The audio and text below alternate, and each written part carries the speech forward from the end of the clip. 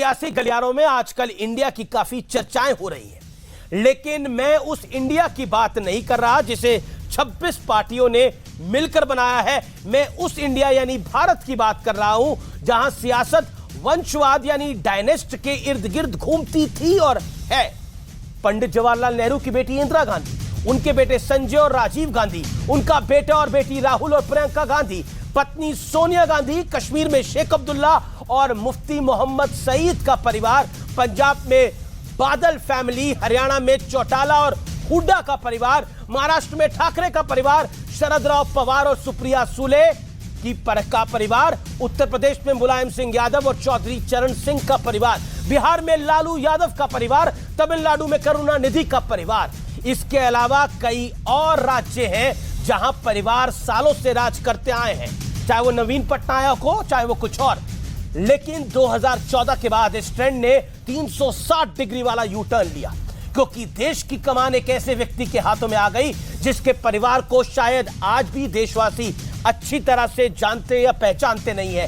क्या ये यही वजह है कि परिवारवाद की सियासत और भ्रष्टाचार पर जैसे जैसे प्रधानमंत्री मोदी का प्रहार बहुत तीव्र हो रहा है, सब इकट्ठा हो गए हैं और अपना गठबंधन बना रहे हैं जिसका नाम INDI रखा गया है।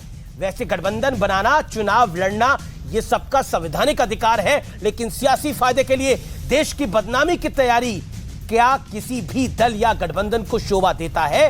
विपक्ष ने अपने गठबंधन का नाम INDI रखा है। मैं इसे इंडिया इसलिए पढ़ रहा हूं, यानी INDI इसलिए पढ़ रहा हूं क्योंकि इंडिया नहीं, क्योंकि देश का नाम सियासत में घसीटना मुझे कतई तर्क संगत नहीं लगता। क्योंकि मान लीजिए कल इस गठबंधन में फूट पड़ जाए तो क्या कहा जाएगा? इंडिया में फूट पड़ गई। कल अगर यह गठबंधन हार जाए तो क्या कहा जाएगा? एनडीए से इंडिया हार गया।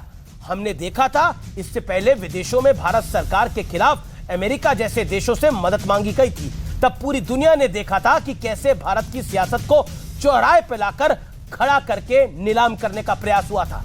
क्या अब इंडिया नाम की खिल्ली उड़वाने की मंशा है? यह एक बड़ा सवाल खड़ा होता है। जरा सोचिए, कल अगर विपक्ष का गठबंधन टूट जाए तो हेडलाइन क्या होगी? 2024 से पहले इंडिया हुआ टुकड़े टुकड़े।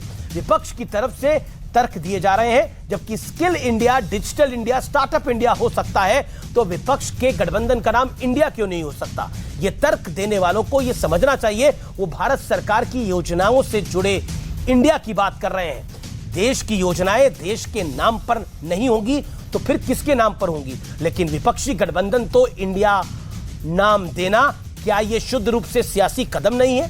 क्या सिर्फ सियासी माइलेज के लिए, एनडीए पर मनोवैज्ञानिक बढ़त बनाने के लिए, बीजेपी के राष्ट्रवाद का तोड़ निकालने के लिए दांव पर इंडिया रख देना चाहिए?